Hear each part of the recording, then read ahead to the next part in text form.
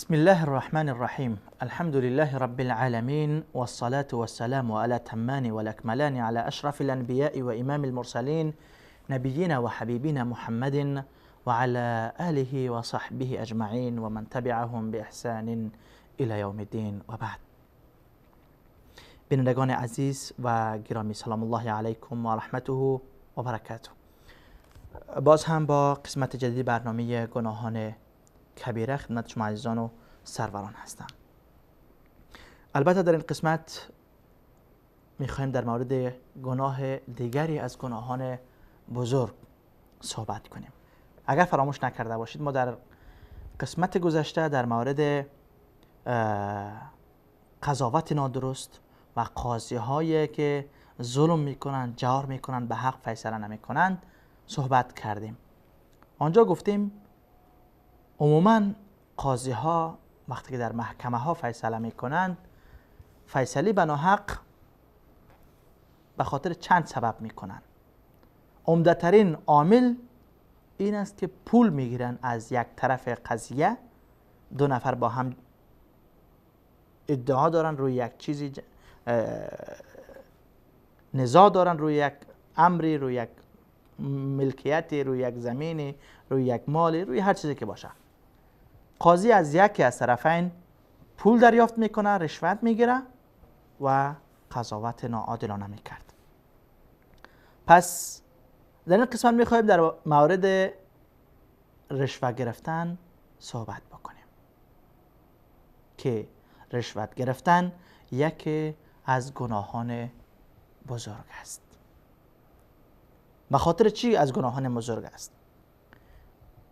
یکی اینکه در رشوه گرفتن خوردن مال مردم به ناحق است. قاضی که از یک طرف پول میگیره و در حق او فیصله میکنه، به چه حقی؟ او برای او زحمت کشیده، مزدوری کرده، با او تجارتی داره؟ نه خیر، رشوه میگیره تا به حق او فیصله بکنه، به ناحقی البته به نفع او فیصله میکنه. پس رشوه گرفتن و رشوه دادن هر دو از گناهان بزرگ است، از گناهان کبیره است، چون در او خوردن مال به طریق نادرست است. ما قبلا گفتیم که از گناهان کبیره که خوردن مال حرام بود. مال حرام یا خوردن حرام این است که از راههای نادرست انسان مال را به دست بیارد و بخورد. یکی از آن راههای نادرست رشوه است.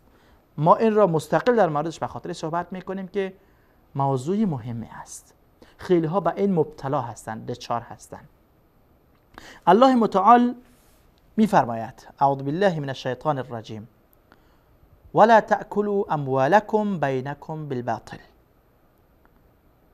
ای مؤمنین، شما مالهایتان را در میانتان به طریق باطل و نادرست نخورید. و تدلوا بها الى الحكام لتأكلوا فريقا من اموال الناس بالاثم و انتم تعلمون. که شما به حکام چیزی از مال را پیش میکنید و میدهید به طور رشوه، برای قاضی، برای حاکم، برای امیر پول پیش میکنید، برایشان پول میدهید تا که توسط فیصله قاضی، توسط فیصله آن حاکم، لتأكلوا فريقا من اموال الناس بالاثم، تا مال از مالهای مردم را به طریقه گناه به دست بیارید و بخورید. پول میدهند به قاضی، به حاکم، تا فیصله را به نفع خود بگردانند و روی ملکیت یا مالی که نزاع هست و گفتگو و جنجال هست او را به نفع خود بگردانند و این گونه مال مردم را به طریق نادرست بخورند. پس این مالی که این طرف به قاضی یا به حاکم تقدیم میکند تا به نفع خود فیصله را بگرداند، این مال رشوه است. هر چیزی که باشه تقدیم میکند، این چیزی که تقدیم میشود این رشوه است. و این کسی که میدهد مال را، این راشی هست، رشوت دهنده است. و آن طرفی که میگیرد قاضی است یا حاکم است، هر کسی که هست، او مرتشی هست، رشوه گیرنده. راشی رشوت دهنده، مرتشی رشوت گیرنده و رشوه همین مالی که در وسط هست، همین داد و گرفتی که صورت میگیره، این فعل را هم رشوت میگویند. پیامبر اکرم صلی الله علیه و سلم میفرمایند، ابو هریره رضی الله عنه از پیامبر اکرم صلی الله علیه و سلم نقل میکنند، ما گفتیم رشوت از گناهان بزرگ است. چرا؟ یکی در آیت آمد که رشوت دادن در حقیقت خوردن مال مردم به باطل و به طریقه نادرستش است. دلیل دیگرش پیامبر اکرم صلی الله علیه و سلم مورد لعن و نفرین قرار میدهند. کی را؟ کسی که رشوه میدهد و کسی که رشوه میگیرد. پیامبر اکرم صلی الله علیه و سلم میفرمایند لعن الله الراشیه والمرتشیه، خداوند لعنت و نفرین کند. کی را؟ الراشیه، اول کی را؟ راشی را، کسی که رشوت میدهد. والمرتشیه، دوم مرتشی را، کسی که رشوت را میگیرد. همین حدیث از عبدالله ابن عامر نیز روایت است که پیامبر اکرم صلی الله علیه و سلم رشوت دهنده و رشوت گیرنده را لعنت و نفرین کردند. اینجا یک بحث، یک نکته خیلی مهم هست. چی را رشوه میگویند؟ رشوه همان مالی است که به خاطر به دست آوردن حق دیگران به حاکم یا قاضی پرداخت می شود. مثلا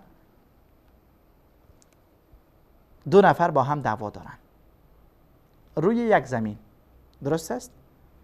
احمد و محمود با هم روی زمین دعوا دارند. این زمین ملکیت احمد است. محمود اینجا ناحق خود را چسبانده در این قضیه و میخواهد که زمین احمد را به دست بیارد.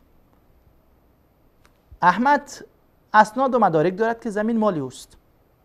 محمود چون زمین از او نیست، اسناد و مدارک هم ندارد، میرود نزد قاضی که قضیه چنین هست، چقدر پول میخوای قاضی تا که این قضیه را به نفع من فیصله کنی؟ قاضی از محمود پول میگیرد تا زمین احمد را به نفع محمود فیصله کند. این پولی که اینجا محمود تقدیم میکند صاحب زمین نیست، دروغ میگوید در این قضیه، او بر حق نیست، حق با احمد است. پس پولی را که اینجا محمود میپردازد همین رشوه است. به خاطر چی رشوه است؟ به خاطری که پولی را میپردازد به قاضی، به حاکم پولی را تقدیم میکند تا توسط این پول زمین احمد را از خود کند. همین گونه در هر قضیه‌ای که یک طرف بر حق است، صاحب حق است، یک طرف بر حق نیست، به باطل است، این طرف باطل پول تقدیم میکند، رشوه تقدیم میکند، رشوه میپردازد تا مال او طرف مقابل را که مال او هست در حقیقت او را به نفع خود بگرداند. این رشوه است. متوجه شدین؟ این رشوه است. اما اینجا در مثالی که من ذکر کردم محمود ناحق بود چون مالک زمین نبود، احمد مالک حقیقی زمین بود. محمود پول میپردازد تا زمین احمد را توسط فیصله قاضی به نفع خود بگرداند. احمد از قضیه خبر شد که محمود به قاضی پول داده تا زمین او را به نفع خود توسط فیصله قاضی به نفع خود بگرداند. حالا احمد چی کار میکنه؟ احمد صاحب زمین است، اسناد داره، مدارک داره، اما اینجا چون قاضی رشوه خورده بر علیه او فیصله میکنه و محکمه هم چیزی را که فیصله کرد گپ تمام میشه.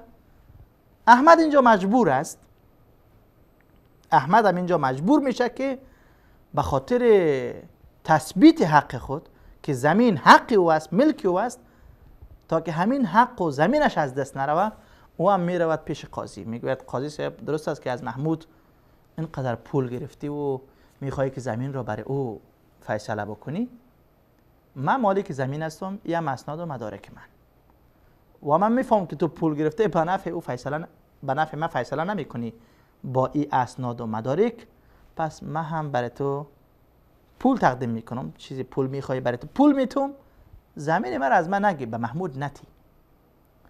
اینجا احمد هم پول تقدیم میکنه. اینجا احمد رشوت دهنده نیست. چرا نیست؟ به خاطر که احمد پول را تقدیم میکنه، نه به خاطر اینکه حق دیگران را بگیره، بلکه به خاطر اینکه همان حق خود را حفظ کنه، حق خود را به دست بیاره. پس چنین پول تقدیم کردنی، چنین پول دادنی را ما رشوت نمیگوییم از طرف احمد. البته کسی که صاحب حق است، این را در هر قضیه طرفین خودشان میفهمند که کدامشان بر حق است و کی ناحق است. پس رشوت این است که انسان پولی را تقدیم کنه به خاطر به دست آوردن مال دیگران، حق دیگران را از آن خود بگردانه، به این خاطر پول تقدیم میکنه. او پول را ما رشوت میگوییم. اما به خاطر گرفتن حق خود، به خاطر گرفتن حق خود اگر کسی پول تقدیم میکند، در اینجا این پول رشوت هست، اما این شخص دهنده راشی نیست، این رشوت دهنده نیست. قاضی مرتشی است. قاضی در این قضیه مورد لعن و نفرین قرار میگیره چون پول میگیره. اما کسی که پول میته در اینجا چون به خاطر حق خودش است، یا به خاطر گرفتن حق است، یا به خاطر محفوظ نگه داشتن حق است، در اینجا این شخص رشوت دهنده نیست و مورد لعن و نفرین قرار نمیگیره. این شکل اگر مال کسی را، مثلا مال من یک زمین است، دکان است، خانه است، ماشین است، هر چی که است، کسی غصب کرده گرفته، زمین مرا گرفته، زمین پیش اوست، من ضعیف بودم، زمین مرا به زور گرفته. حالا 10-15 سال هم گذشته که او روی زمین من کار میکنه و میخوره. امروز من میرم به محکمه، اسناد و مدارک دارم، اما زمینم پیش یک زورمند است. به محکمه ادعا دایر میکنم، دعوا دایر میکنم که زمین من نزد فلان شخص زورمند است. این هم اسناد و مدارک من. قاضی میگه درست، شیرین ما را چی میتی؟ خب اگر من چیزی نتوم، هیچگاه قاضی زمین مرا از شخص گرفته به من بر نمیگردونه. اینجا من مجبور هستم به خاطر گرفتن حقم که زمین من از چند سال یک زورمند زمین مرا میگیره، من برای قاضی پول تقدیم میکنم. قاضی اینجا رشوت خور است، ملعون است. پیامبر اکرم صلی الله علیه و سلم میفرماید لعن الله المرتشی، رشوت گیرنده را الله متعال لعن و نفرین کند. اما منی که پول میدهم در اینجا، به خاطر چیست این پول؟ به خاطر این نیست که حق دیگران را بگیرم، بلکه به خاطر برگرداندن حق خودم است که زمین از من بود.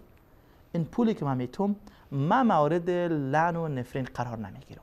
من اینجا در این قضیه رشوت دهنده من نیستم. قاضی رشوت گیرنده است، اما من رشوت دهنده نیستم. پس رشوت همان پولی است که انسان او را به قاضی، به حاکم، به هر کسی که باشه تقدیم میکنه تا مال دیگران را، حق دیگران را از آن خود کنه. مال دیگران را، حق دیگران را به نفع خود بگردانه. اما اگر انسان به خاطر گرفتن حق مسلم خود در جای مجبور می شود، خصوصا در این اوضاعی که ما زندگی میکنیم، در کشور ما افغانستان، وقتی که به ادارات میرین شما، به خاطر گرفتن پاسپورت حق مسلم هر شهروند است، باید بگیرد. اما اون اداری که پاسپورت توزیع میکند، اونجا نفری که نشسته میری پیشش، او تأخیر میکنه. این تأخیر او به خاطر این نیست که کاری او بسیار زیاد است و سرش شلوغ است، نه خیر، صرف به خاطر این که تو یک چیزی برای او بپردازی تا که او کار تو را زود اجرا کنه. پس من به خاطر گرفتن حق مسلم خودم که پاسپورت حق هر شهروند است، مجبور میشی که اونجا یک چیزی به او حرامخور هم بدهی تا او کار تو را زود اجرا کنه. پس این هم رشوت گیرنده است و کسی که میگیره. اما من به خاطر گرفتن یک پاسپورت که نیازم است و حقم است، حق مسلم هر شهروند است، من رشوت دهنده نیستم.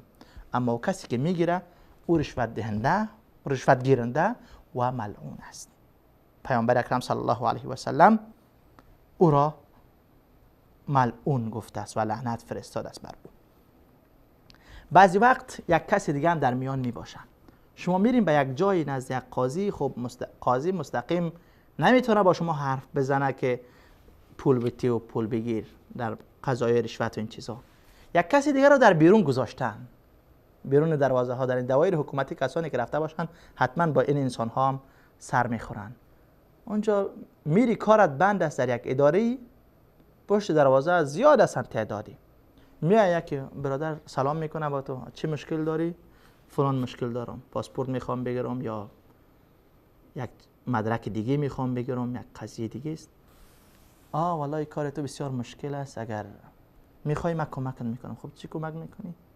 او داخل که نشسته و رشوت خور است، یک چیزی بده که برش بتیم کار تو زود تمام شود. این از با داخل ارتباط داره. پیامبر اکرم صلی الله علیه و سلم در یک حدیثی این شخص را هم لعنت میکنه. ان اللعنت علی الرائش ایضا. این را رائش میگوین. یک کسی دیگه در وسط میایه از شما پول میگیره به قاضی میرسانه. در حقیقت نفر قاضی است، با قاضی ارتباط داره. در بیرون دروازه به خاطر نشسته که از ما رشوت را بگیره و برده به قاضی بده و کارش را شود. این را رائش میگویند. رائش. ما یک راشی داریم که رشوت دهنده، یک مرتشی داریم که رشوت گیرنده، یک رائش داریم، همین کسی که در وسط این دو تلاش میکنه، از ما پول را میگیره به قاضی میرسانه. پیامبر اکرم صلی الله علیه و سلم میفرمایند ان اللعنت علی الرائش ایضا. لعنت و نفرین خداوند بر کسی است که در میان راشی و مرتشی، در میان رشوت گیرنده و رشوت دهنده ارتباط برقرار میکنه و تلاش میکنه. در حدیث قبلا هم به این حدیث اشاره شد. پیامبر اکرم صلی الله علیه و سلم میفرمایند که من شفع لرجل شفاعة فاهدى له علیها هدیه. کسی که برای یک شخص دیگری در یک جایی، در یک قضیه سفارش میکنه و کاری اجرا میشود، حالا با سفارش او طرف این کار اجرا شده، ما به او رشوت نمیدهیم، به او هدیه پیش میکنیم. مثلا پیامبر اکرم صلی الله علیه و سلم فرمودند اگر او این هدیه را قبول کرد و گرفت فقد اتى بابا کبیرا من ابواب الربا. و انسان یکی از دروازه های بزرگ سود را وارد شده است، در یکی از دروازه های بزرگ ربا وارد شده است. این درست نیست، چون در بدل همان سفارش و شفاعتش ما هدیه پیش میکنیم برای او. گرفتن این هدیه برای او جایز نیست.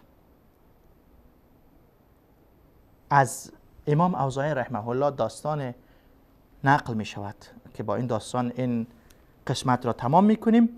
امام اوزاعی رحمه الله یکی از امامان بزرگ اهل سنت و یکی از فقها و یکی از محدثین بزرگ عصرش هست. یعنی همپایه امامان اربعه اهل سنت.